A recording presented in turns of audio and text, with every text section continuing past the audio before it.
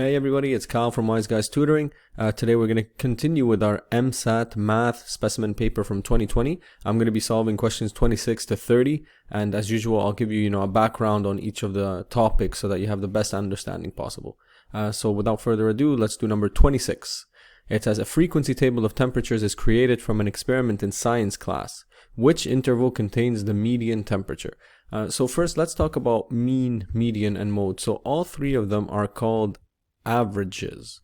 I know usually for us averages is the mean, okay, but all three of them are actually called averages. So the mean is the one where you have the sum of all values divided by how many values you have, how many they are, let's call it, okay? That's how you calculate the mean. In this case, because you have intervals, okay, we don't know exactly what they are. For example, from 0 to 9, there was 7 temperatures recorded, but they can be, they can all be 1, or maybe there's like 3 1s and 4 5s. We have no idea. So what you do when you're calculating the mean from grouped data, you have to take the midpoint. So you would find the midpoint of each one here. Let's say the midpoint of each interval. That would be 0 plus 9 divided by 2. So the midpoint for this one would be 4.5. Here you do 10 plus 19 divided by 2, and you would get 14.5. So I can see they're going to keep jumping up by 10, so this will be 24.5, and this one will be 34.5. So if I were to calculate the mean of this data, you would have to multiply the frequency times the midpoint, and then you would add it to this frequency times this midpoint, add it to this frequency times this midpoint, this frequency times this midpoint, and then you divide it all by the total frequency. What is the total frequency? Maybe we can write that down here. The total frequency is 7 plus 5 plus 6 plus 13, and if you add those up, you'll get 31. So that's how you get the mean if your values are not, just a list of values. If they are grouped in classes like this, you need to take the midpoint, okay? Now, let's do mode, and we'll leave median last, okay? I'll keep it suspenseful. So the mode is the most frequent value, or in this case, it would be the most frequent class. So which class has the highest frequency? It is 30 to 39. So in this case, the mode would be this class, 30 to 39. Okay? Mode is actually kind of the easiest one to tell because it's the one with the highest frequency. That's all. Now for median. So median is a little bit different than the other two in that it does not depend on anything other than position. It is the value in the middle position or location. So let me give you an example what that means. Let's say I have this list like this: 1 1 1 2 2 3 3. Let's add another one. So who's in the middle? This is the first term, second, third, fourth, fifth, sixth, and seventh. I should put when in ascending order. So that means from smallest to biggest, right? So who's in the middle? This guy's in the middle. This is the median. Okay? So when you have grouped data, if you have grouped data like this, we know there's 31 of them. So what you're going to do is say 31 divided by 2. So I am looking for the 15.5th entry, and I realize that doesn't exactly make sense, but this is how we'll calculate it for now. So how do I know where the 15.5th entry is? I need something called the cumulative frequency. Cumulative frequency works like this. At first you copy the 7, the first value, and then it's an ongoing list. So if 7 entries are between 0 and 9, and then 5 are between 10 and 19, well, up to here, so up to here I have 7. Well, up to here I have 12 entries, right? And if I add 6 more, which are from 20 to 29, so up to here I now have 18, right? So I'm just adding 5 to 7, I got 12. I add 6 to 12, I get 18. And here I add 13 more to the 18 I had, and I get 31. And that's perfect for me because, you know, 31 is my total frequency, so it's exactly correct. It lines up. So now let's talk about where the 15.5th, you know, position is. If I go here all the way up to here, I got 7 entries. That's not enough. I keep going into this box here, and now I have 12 entries. I gotta keep going until the next box where it's 18 entries. So definitely my 15.5th is in here, right? So that means that the median class will be 20 to 29, which is A. Okay. If you want like a little shortcut, this is the way you do it. You just have to you do your cumulative frequency and you find the first one which is bigger than your median position. So the first one, you know, 18 is bigger and 31 is bigger, but the first one that's bigger than 15.5 is 18. Therefore, this will be your median class. Okay. Let's move on to number 27. So number 27 says, which rotation about its center will map a regular decagon onto itself? So you can see I put some decagons for you guys here. A decagon is a 10-sided polygon.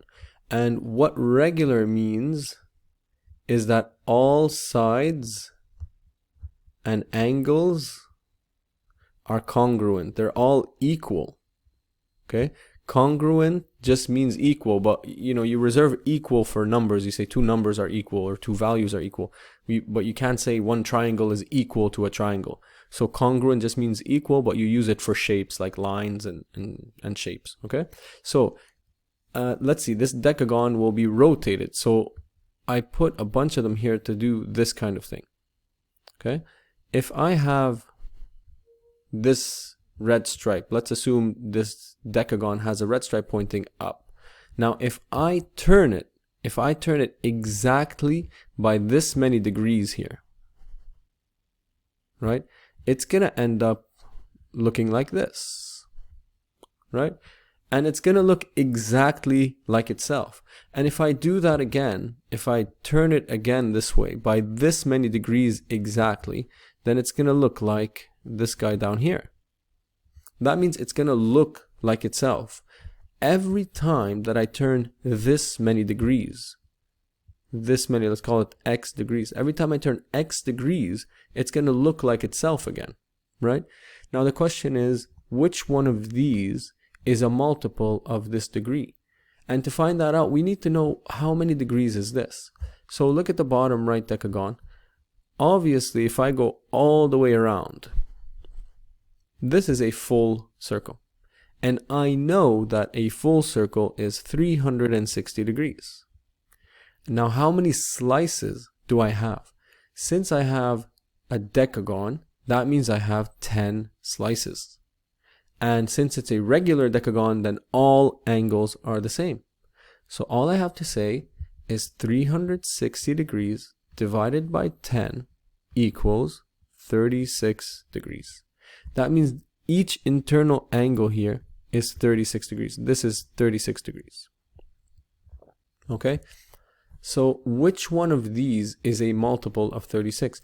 It doesn't matter what multiple. As you can see, if I shift it by 36 degrees, I get the same thing. If I shift by another 36 degrees, I still get the same thing. I can shift by any multiple of 36 degrees and I will end up with the exact same looking decagon. So now we check the divisibility of each one of these. So let's start with 252. And 252 divided by 36 is 7. So since it's divisible by 36, that's pretty much it. That one works. That's the answer.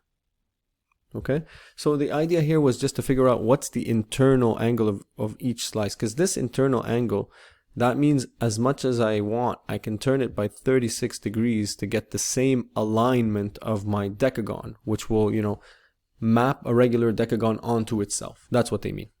Okay, let's move on to question 28. So this question is about Ahmed and Hamad playing tennis against each other. The probability that Ahmed wins the first match against Hamad is 2 over 3. What is the probability that Ahmed wins exactly 3 of the next 4 matches against Hamad? So this is a probability question and it's multiple events, okay? So the best way to solve these ones is to make a tree. And lucky for us, I've made a tree in advance. Abracadabra, tree. There you go. So this is a probability tree. You know, it looks all right, but it's pretty big. It's hard to make a tree when it's that big, when it's 4 events, because he has 4 matches to play. So anyway, let's work on this. So first things first, the first match here, there are 2 possibilities for Ahmed. He can either win or lose, right? And the next match, he can also win or lose. Here you go. And so on and so forth. There's always a possibility that he can win or he can lose. So I'm just putting all those possible outcomes out there. Okay. Here we go. Sorry, you know, it takes a little bit long, but we're almost there. Usually a tree is, normally they'll give you, you know, three events at most, not 4. Okay. So now let's talk about the probabilities. Okay. What's the probability of him winning? The probability of him winning. They told us it's 2 over 3. That necessarily means, assuming there is no draw, there's only 1/3 chance remaining for him to lose, because the probability always needs to add up to 1. So each cluster, every time you're doing like one cluster, it always has to add up to 1. That's how a probability tree works. So that's a good way to check yourself when you're doing your probability. Now, they should have told us that each match is independent of the last, but we're going to make that assumption, and we're going to say the probability that he wins the next game is also 2 out of 3. So that means, again, losing is 1/3. So here we go, 2 over 3, 1 over 3. So every time he wins, it's 2 over 3. So I won't bore you. Let me fill out this tree and come back. Okay, so now we need the outcomes in which he has won exactly 3 of the next 4 matches. So let's get all the outcomes here of each branch. W. So in this case, he won all his matches, right? In this case, he won 1, 2, 3 and lost the 4th. This one is a win, win, lose, win. Win, win, lose, win. Win, win, lose, lose. Win, win, lose, lose. Win, lose, win, win. Win, lose, win, win. Win, lose, win, lose. I almost whisked one. You see, that's the problem. You got to go slowly. Win, lose, lose, win. Win, lose, lose, win. This is win, lose, lose, lose. Now we'll start the whole other branch of lose first. So I'll spare you. I'll just do it and fast forward through it, okay?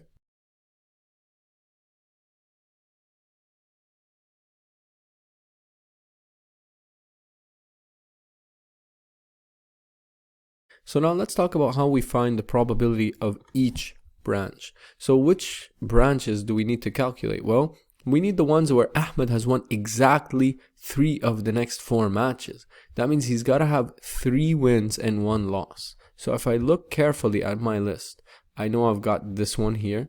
That's 1. 3 wins, 1 loss. That's good. Here's 3 wins and 1 loss, right? Anybody else? Here's 3 wins and 1 loss. Anything else? No. That's it. So we got those 4 only. And how do I calculate the probability of each one? Well, you got to multiply all the probabilities along the way. Okay? So let's take this first branch, for example. It goes from here, here, here, here. 3 wins and 1 loss. So the probability of this one will be 2 over 3 times 2 over 3 times 2 over 3 times 1 over 3. Right? So it's 2/3, 2/3, 2/3, 1/3. And this is actually equal to 8 over 81. You will see that all branches will be the same. So this second branch has a win, win, lose, win. So they will also have 2 over 3, 2 over 3, 1 over 3, and 2 over 3. And guess what? That's equal to exactly the same. 8 over 81. You will notice this one, this one, this one, they will all have 8 over 81 probabilities. And here's the kicker. When we're doing probabilities in a tree, to find out the probability of each outcome of one branch, you have to multiply their probabilities, okay? Because in statistics, in probability statistics, when we say and, okay, that means you need to multiply. So if it's win first game and the second game and the third game and lose the fourth game, when I say and, you got to multiply their probabilities if you want this.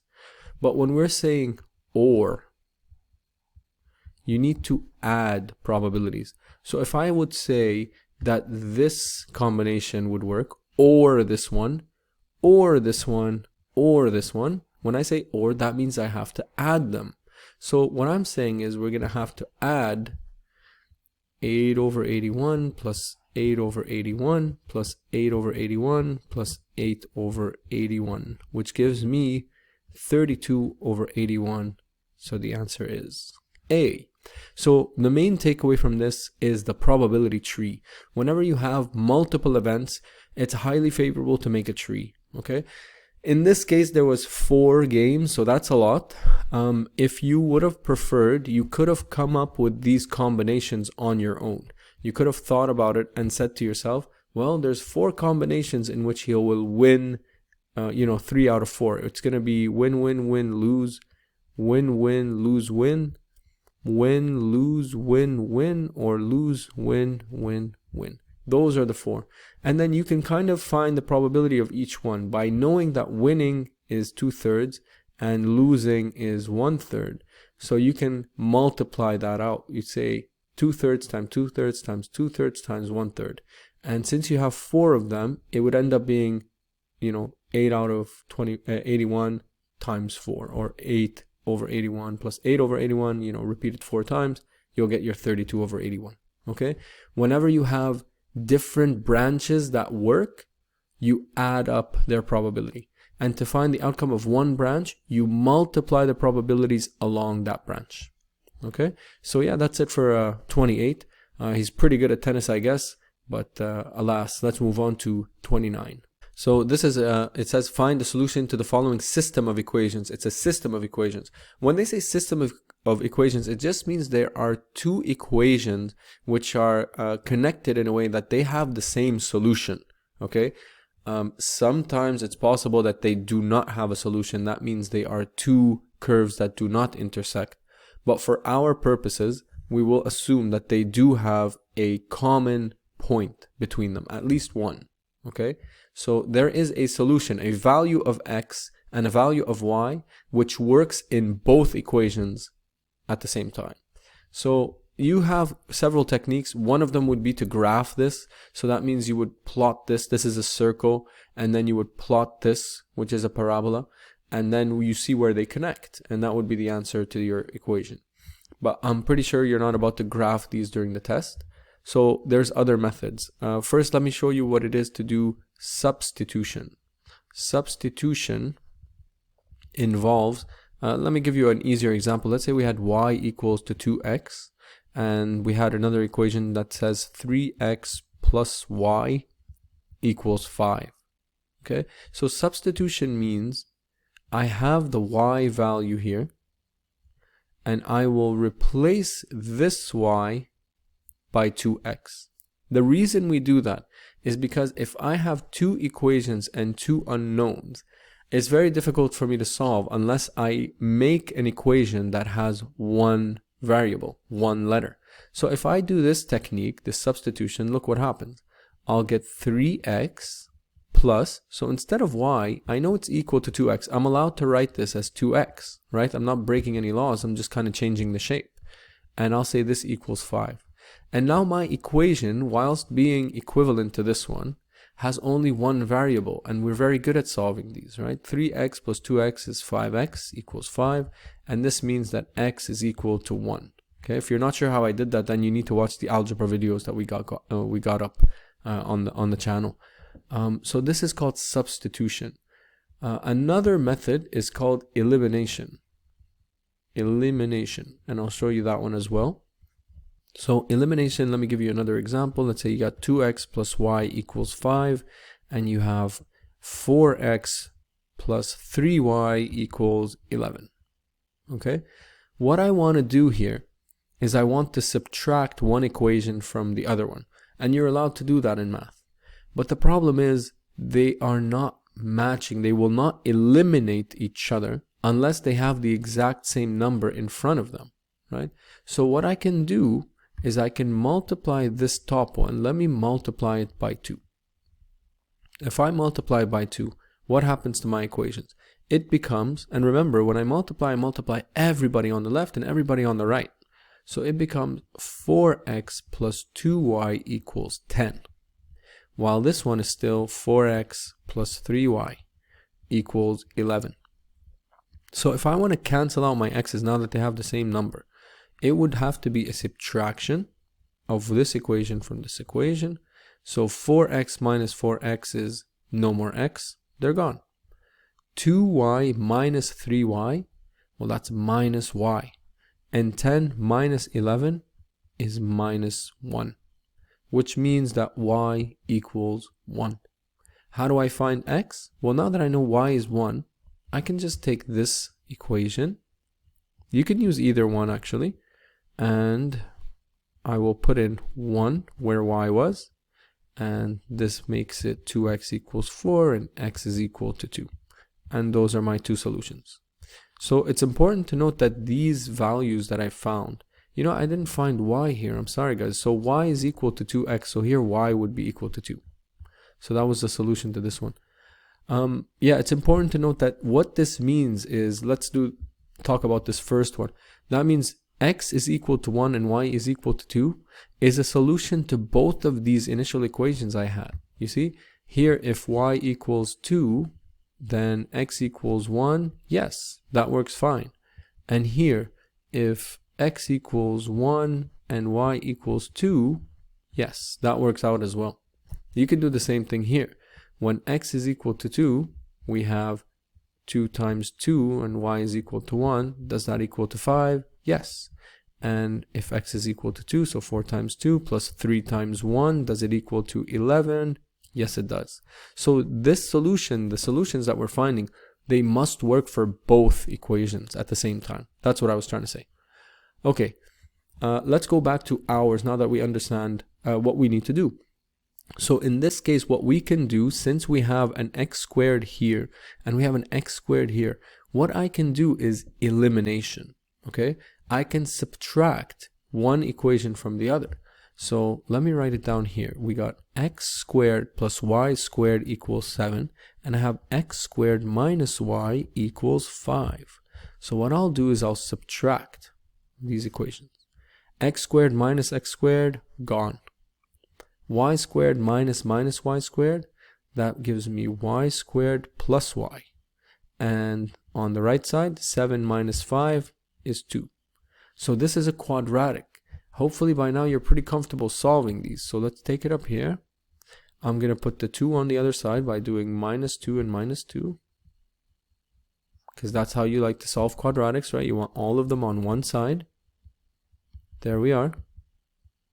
And the easiest way to solve this would be to do the product sum factorization. So I need two numbers whose product is equal to minus 2, and at the same time their sum is positive 1. So those two numbers will be 2 and negative 1, and then I can pop them back in. So the factorization is y plus 2 and y minus 1. And when you have, if you're not sure how I did this, you need to check out our quadratic solving videos. We got a bunch of them and they're really, really good. So go ahead and check them out. I'll put the link up there. So now to solve these, if two factors are multiplying to give me 0, what that means is that either this one is equal to 0 or this one is equal to 0. But somebody's got to be equal to 0, right? So I do a little algebra and I get y is minus 2, and the other solution is y is equal to 1. Okay, so now let's try our solutions to find x. Okay, each value of y will give me a value of x, and I'm going to use this simpler equation. Why not? If I put my value of y in here, my green guy, I get x squared minus 2y, so that's positive 2 equals 5, which means that x squared is equal to 3. and that means that x is equal to square root of 3. It should be plus or minus square root of 3. Okay, that's for the green guy. Let's see what we get for the orange guy. If I put my orange value of y is equal to 1, let's see what we get. You get x squared minus 1 equals 5. That means x squared is equal to 6. And this is x is equal to plus or minus square root of 6. Okay, so those are the two combinations that you can do. Both of them are valid. And y equals minus 5. So this one is x is equal to root 3. Okay. So where do we see those? We see them nowhere. I guess they have a little mistake here where the y is supposed to be minus 2. Okay. But anyway, forget the answer. I care very little about the answer. I just care about the way that you find the answer, and these are the methods. Okay. So let's move on to number 30. So speaking of mistakes, this one, they want you to solve for x, and I found a mistake that was very annoying to find, but I did solve it. I went reverse, you know, and I found it. So I'm just going to correct it right now. Instead of 4 minus 3, this is supposed to be 4 minus x. That's it. Okay. So how do we solve for x? So these are algebraic fractions. The main thing to know about fractions, hopefully you know this already, but you cannot subtract or add them like this. They need to have the exact same denominator. And to do that, we'll have to multiply each one by the denominator of the other. Okay, so I'll put minus 3, 4 minus x equals 2x minus 2, and this is x squared minus x minus 12. So I'll multiply this guy top and bottom by 4 minus x. Okay, and I'll multiply this guy by top and bottom x plus 3 over x plus 3. And the reason I can do this is, you know, this is equal to 1. And x plus 3 over x plus 3 is equal to 1. So I'm multiplying by 1. I'm not changing the value of anything, you know, I'm doing everything legal here.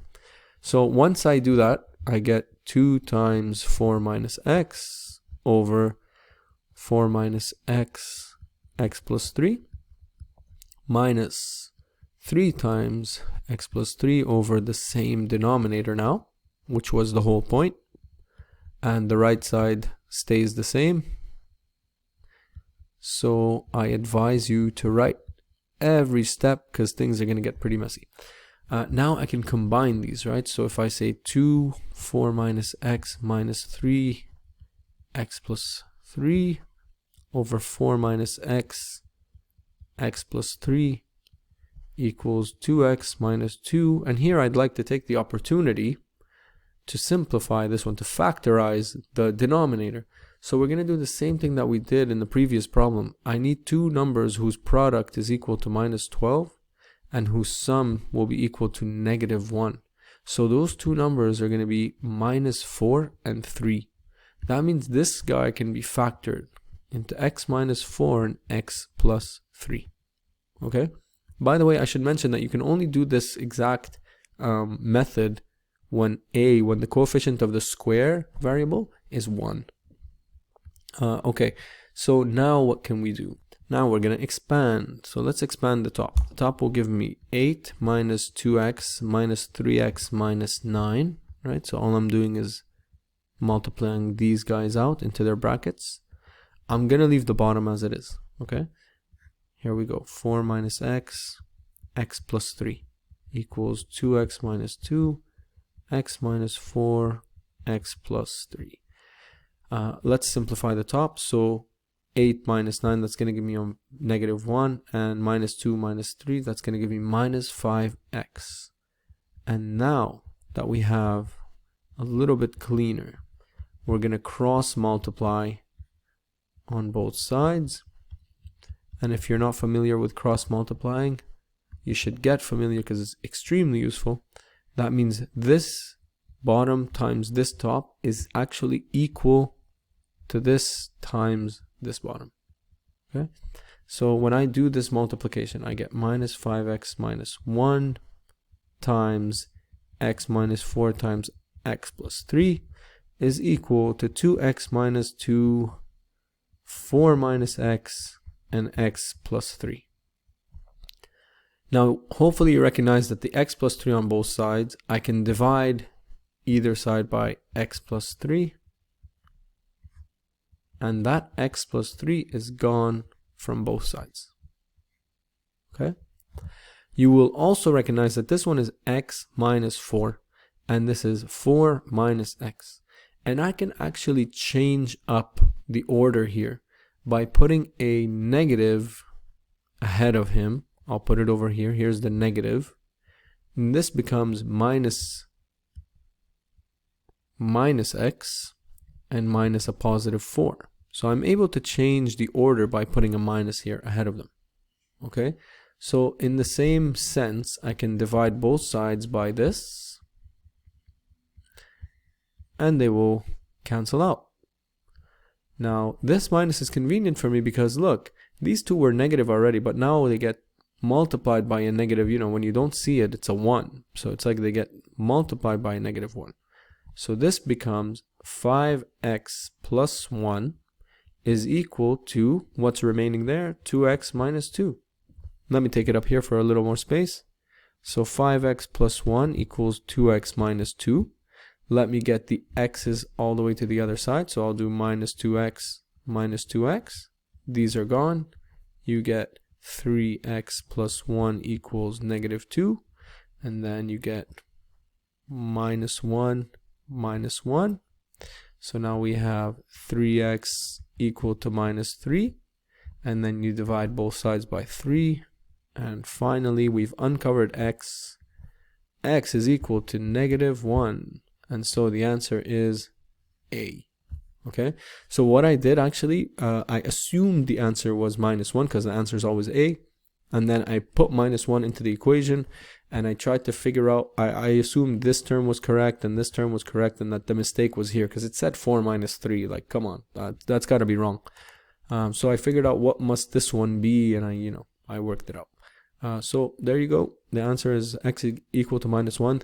Again, the biggest takeaway, you got to get the same denominator before you can add. There's some techniques that hopefully you can get comfortable with, like factorizing this quadratic, because that really helped me cancel out the x plus 3 and x minus 4. Here's another thing. When you see 4 minus x and x minus 4, right, they're so closely related, you just got to flip them. You can always flip by putting a minus in front of something. So this is to say, like, x minus 5 is the same as minus 5 minus x. These are equal, because if you have a 1 here and it's multiplying them, then this becomes minus 5 and positive x, which is what you have here. Okay, so you got to use this because it came up a couple of times in the exam. This is just an algebraic technique that you might want to keep in your pocket.